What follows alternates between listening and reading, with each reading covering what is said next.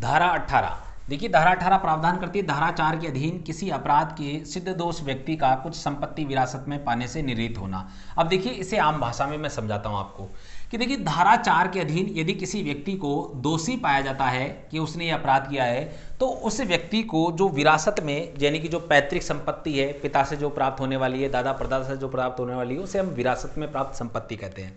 तो ऐसी संपत्ति उस व्यक्ति को प्राप्त नहीं होगी, ऐसा निर्णय हम बात करें विशेष न्यायालय सुना सकता है, उसे विरासत में प्राप्त होने वाली संपत्ति से वंचित कर सकता है। ठीक है साथियों, तो धारा 18 के ये प्रावधान है। चलिए आगे हम बात करते हैं धारा 19।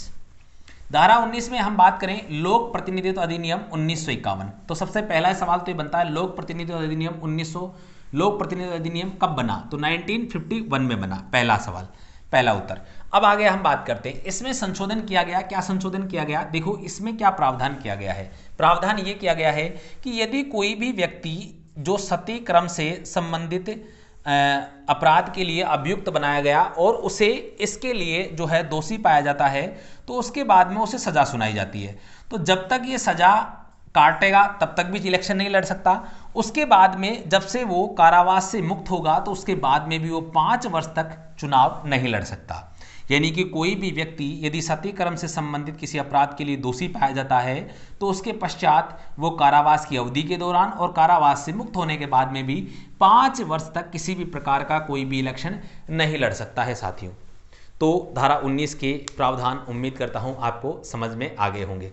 तो चलिए आगे हम बात करते हैं धारा 20 के बारे में।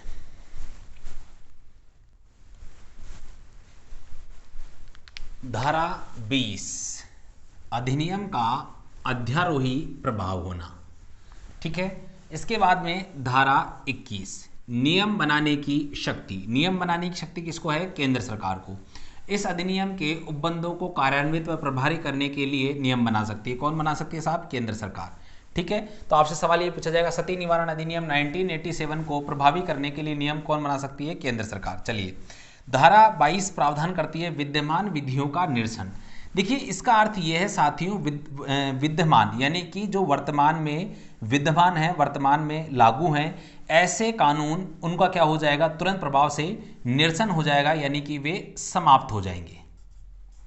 ठीक है, यानी कि 1987 में उस समय अगर किसी भी कोई सती निवारण से संबंधित किसी भी राज्य में कोई कानून लागू था तो वो तुरंत प्रभाव से क्या हो जाएगा? समाप्त हो जाएगा। और उसके स्थान पर ये जो एक्ट बनाया गया है सती निवारण अधिनियम 1987 केंद्र सरकार के द्वारा, ये क्या हो जाएगा? लागू हो जाएगा।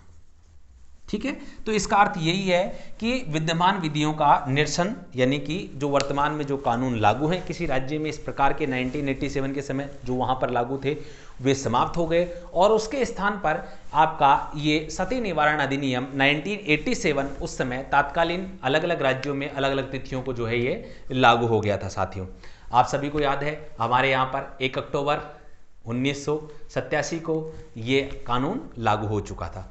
तो चलिए साथियों, उम्मीद करता हूं आपको कक्षा पसंद आई होगी। यदि आपको हमारी अध्ययन सामग्री और कंटेंट पसंद आता है तो आप हमारे वीडियोस को लाइक कीजिए, साथ में कमेंट भी कीजिए और हमारे यूट्यूब चैनल को सब्सक्राइब कर लें। साथ में बेल आइकन को ऑल पे प्रेस करना है, जिससे हमारे द्वारा जो भी कक्षाएं अपलोड की जाती है उन सभी के नोटिफिकेशन की जानकारी आपको तुरंत प्रभाव से मिल सके। साथियों चलिए इसी के साथ आप सभी से विदा लेना चाहता हूं। जय हिंद, जय भारत मेरे साथियों।